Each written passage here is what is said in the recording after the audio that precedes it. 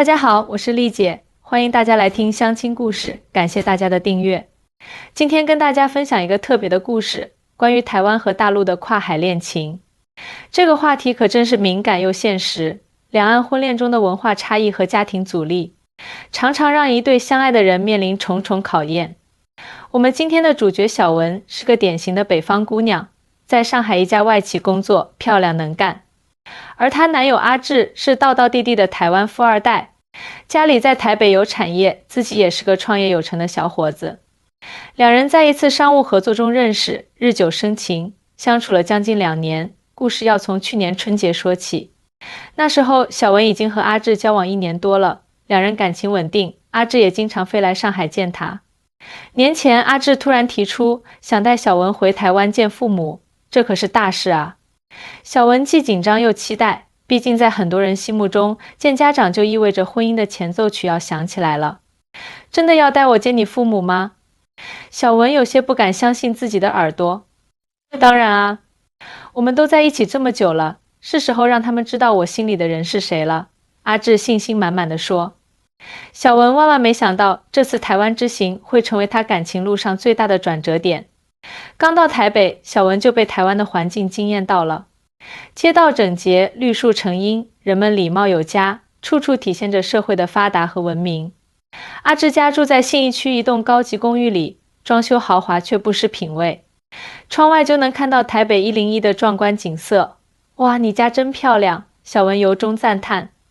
阿志笑了笑，我父母很注重生活品质，家里的大部分装饰都是我妈亲自挑选的。说完，阿志神情突然变得严肃。小文，有件事我必须提前告诉你。我父母，特别是我妈，对我的对象要求挺高的，你别紧张，做你自己就好。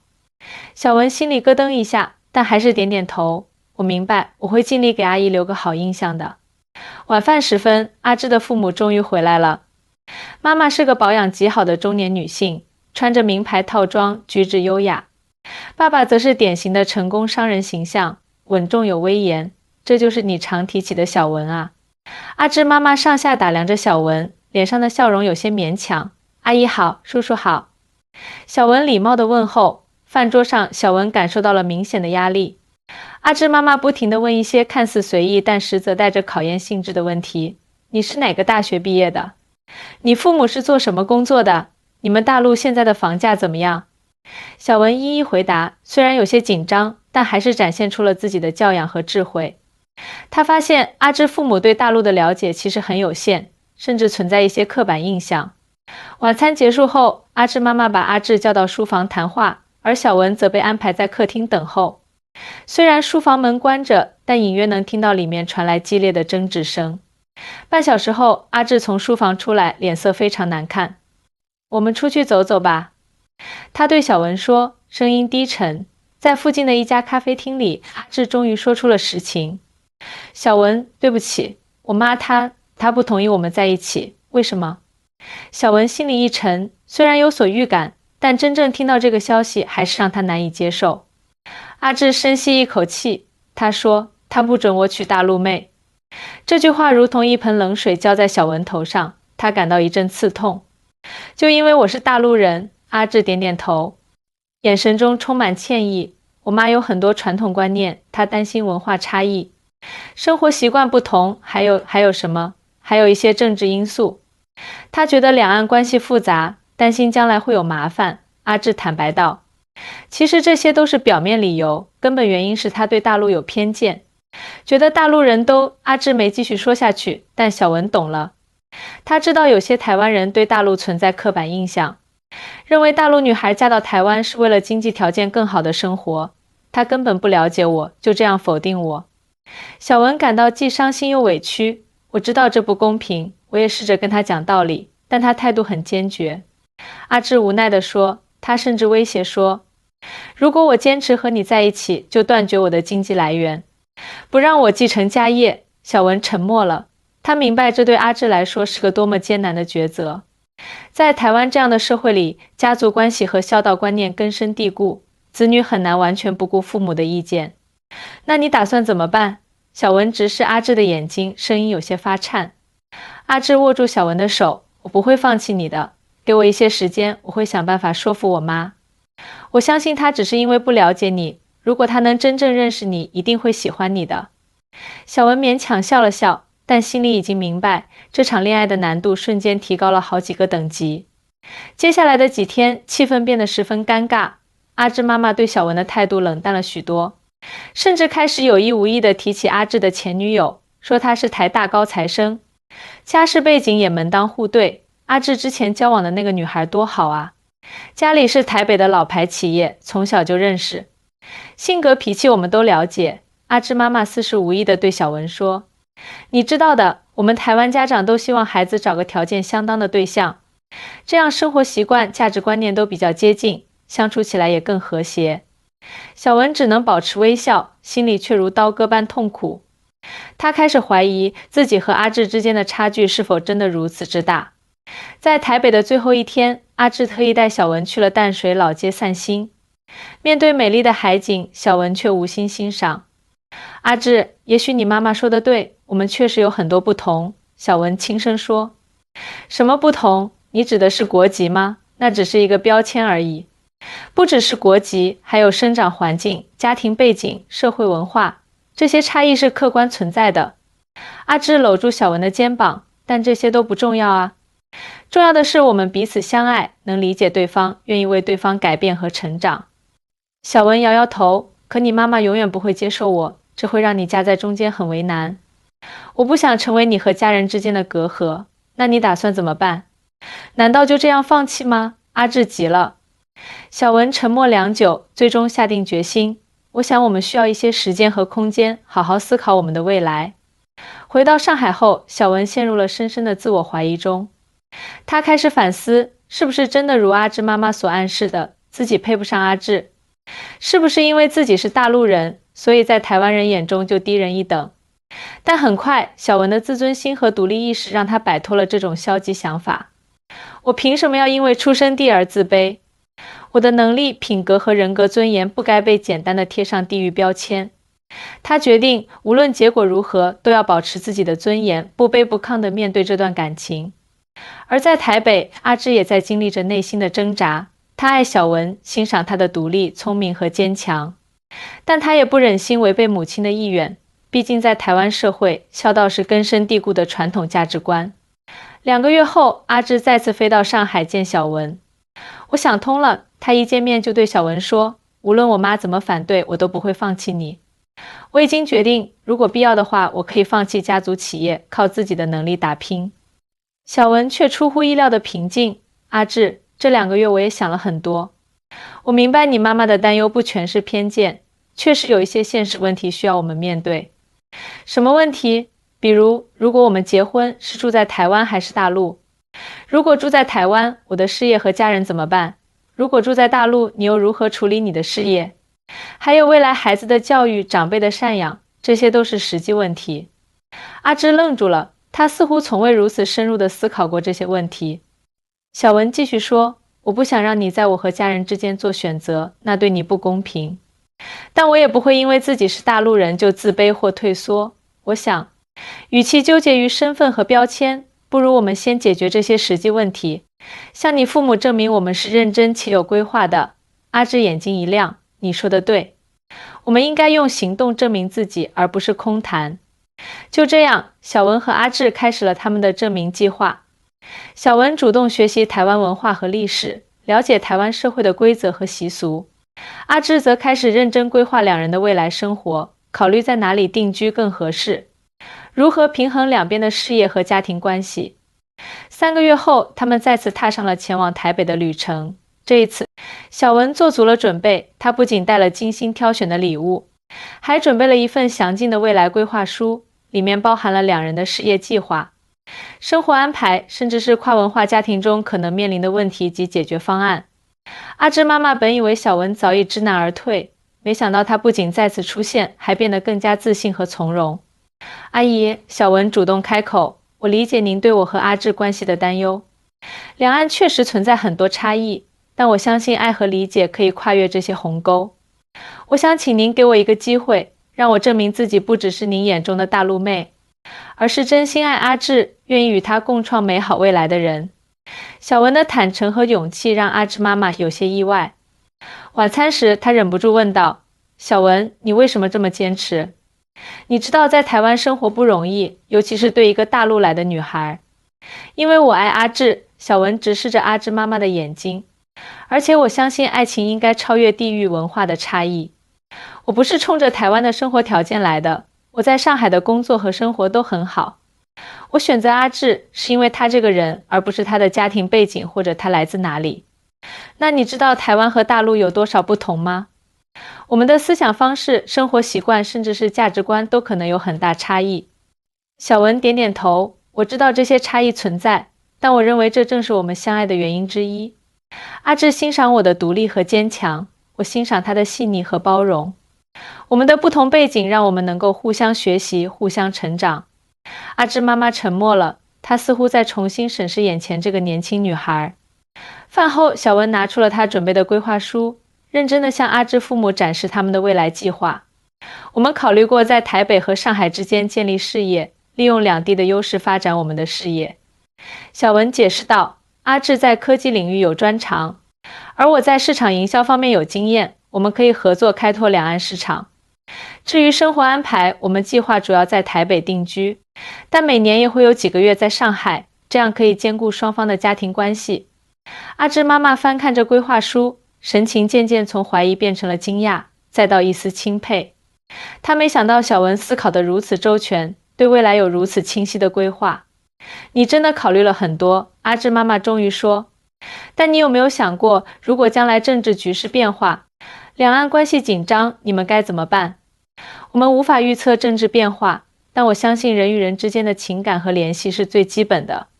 小文坚定地说，无论发生什么，我们都会互相支持，共同面对。这不就是家人应该做的吗？这句话触动了阿志妈妈。她看了看儿子坚决的眼神，又看了看小文真诚的表情，长叹一口气。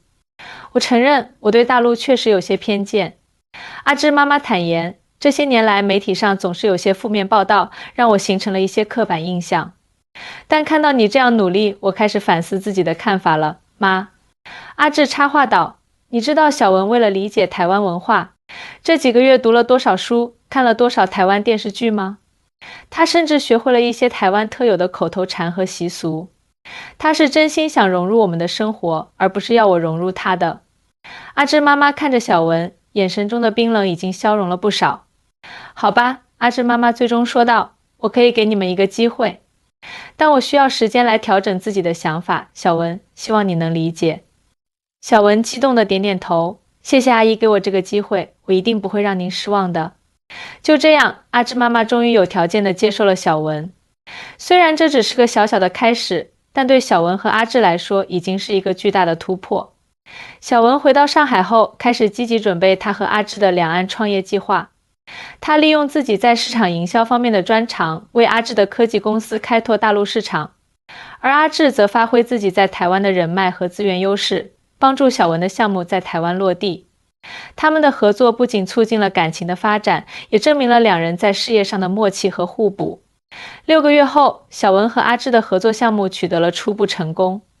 他们的两岸青年创业平台吸引了不少台湾和大陆的年轻创业者，成为了连接两岸年轻人的桥梁。这个成功不仅让阿志父母刮目相看，也让他们开始重新认识大陆。我不得不承认，小文确实有能力，阿志妈妈对儿子说，而且他对你的事业也有很大帮助。阿志笑着回答，妈，其实大陆这些年发展得很快，有很多方面值得我们学习。小文带给我的不仅仅是爱情，还有对大陆市场和文化的了解。随着时间的推移，阿志妈妈对小文的态度逐渐软化。在小文第3次来台湾时，阿志妈妈竟然主动带他去逛街，给他介绍台湾的美食和景点。小文啊，在一家老字号的餐厅里，阿志妈妈突然说，我想向你道歉。之前我对大陆有很多误解，对你也有些偏见。现在我明白了，人不能只看出身，更要看品格和能力。小文眼眶湿润了，阿姨，我理解您的心情。换位思考，如果我是台湾父母，可能也会担心孩子跟一个来自不同文化背景的人在一起。重要的是我们能够相互理解，相互尊重。阿芝妈妈点点头，你这孩子确实很懂事。我看得出来你是真心爱阿志的。我爱他，不是因为他是台湾富二代，而是因为他这个人，小文真诚地说。这句话深深触动了阿志妈妈。在台湾，不少人担心大陆女孩嫁到台湾是为了经济条件，而小文却用实际行动证明了她的真心。就在小文以为一切都在向好的方向发展时，一个意外的消息打破了平静。阿芝的前女友小婷突然回国，并主动联系了阿芝妈妈，表示想要复合。小婷出身台北名门，从小和阿芝一起长大，两家人关系亲密。当年她毅然选择出国留学，导致两人分手。如今学成归来，她希望能够重新赢回阿芝的心。阿芝妈妈心中的天平再次摇摆起来。一方面，她已经开始接受小文；另一方面，小婷无疑是她心目中的理想儿媳人选。阿芝，小婷回来了。一天晚上，阿芝妈妈试探着对儿子说：“她说很想见你。”妈，我知道你还是希望我和小婷在一起。阿芝直截了当地说：“但我已经决定了，我爱的人是小文。无论小婷还是谁回来，我的心意都不会改变。”然而，事情并没有这么简单结束。小婷不是那么容易放弃的人，她开始频繁出现在阿芝的生活圈中，利用共同的朋友和家庭关系接近他。更糟糕的是，阿志家族中的长辈们也开始游说，希望阿志能回心转意。阿志啊，阿志的姑姑在一次家庭聚会上说：“小婷这孩子多好啊，门当户对，又有共同的成长背景，你们俩真是天生一对。”是啊，另一位阿姨接话：“大陆和台湾毕竟是两个不同的地方，生活习惯、思维方式都不一样，长久下去肯定会有问题的。”面对家族的压力，阿志感到前所未有的困惑和压力。他爱小文，但家族的反对让他不得不重新思考这段感情的未来。与此同时，小文在上海也感受到了压力。虽然阿志没有明说，但通过视频通话，他能感觉到阿志的犹豫和挣扎。阿志，有什么事情你可以直接告诉我。小文心疼地说，无论发生什么，我们都应该一起面对。阿志犹豫了一下，最终还是说出了实情。小婷回来了，她想和我复合。家里人都很支持我们重新在一起。小文心一沉，但她强装镇定。那你呢？你怎么想？我当然还是爱你的，阿志急忙说，但是家里的压力很大，我不知道该怎么办。小文沉默良久，最终深吸一口气。阿志，我不想让你为难。如果你觉得和小婷在一起会让你更幸福，更符合你的家庭期望，我可以理解。你又要说分手吗？阿志急了。不，小文笑了笑，我是说，我相信你会做出最适合自己的选择。无论你选择谁，我都会祝福你。但是如果你选择我，我希望你是真心的，不是出于不舍或者愧疚。阿芝被小文的大度和理解所感动，他意识到，小文从来不是逼他在家人和爱情之间做选择的人，相反，他一直在尊重他的家庭，尝试融入他的世界。我需要时间来处理这件事，阿芝最终说，但我想让你知道，我爱的人是你。接下来的1个月成了小文人生中最煎熬的日子。他不知道阿志最终会做出什么选择，但他决定相信他们的感情。一天，小文在公司加班到很晚。当他拖着疲惫的身体回到家时，发现门口站着一个熟悉的身影，阿志。你怎么来了？小文惊讶地问。阿志微笑着拿出一个小盒子，单膝跪地，小文。我想了很久，终于明白一件事，爱情最重要的不是门当户对，不是共同的背景，而是两个人是否能互相理解，互相成长。你给了我这样的爱，我不想失去，你愿意嫁给我吗？小文惊讶地说不出话来。但是你的家人，我已经和他们谈过了。阿志说，我告诉他们，我不会因为任何人而放弃你。最后是我妈帮我做出了决定。你妈？小文不敢相信自己的耳朵。是的，阿志笑着解释，他看到我这1个月的痛苦，终于明白我是真心爱你的。他对我说，孩子，幸福是自己的，不是别人眼中的。如果你真的爱小文，就去追求自己的幸福吧。小文的眼泪夺眶而出，所以你妈妈接受我了。不仅如此，阿志激动地说，他还亲自挑选了这枚戒指，让我带给你。他说，既然要认这个儿媳妇，就得我亲自来挑戒指。小文哭着笑着接过戒指，我愿意，我当然愿意。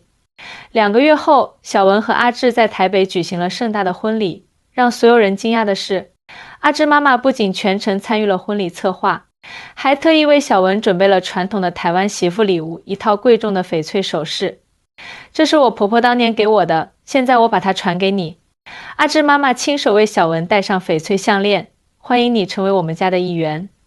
婚礼上，阿志妈妈还特意安排了一个环节，让小文的父母感受台湾的热情和尊重。她亲自用不太流利的普通话向小文父母敬酒，表达了对两家人未来深厚情谊的期待。虽然我们来自不同的地方，说着不同的口音，但我们都爱着同一对年轻人。阿志妈妈真诚地说，从今天起，我们就是一家人了。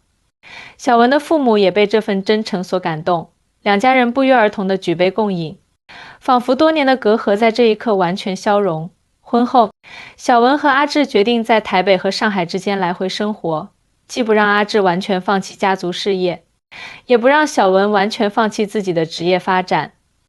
他们的两岸创业平台继续发展壮大，成为连接两岸年轻人的重要桥梁。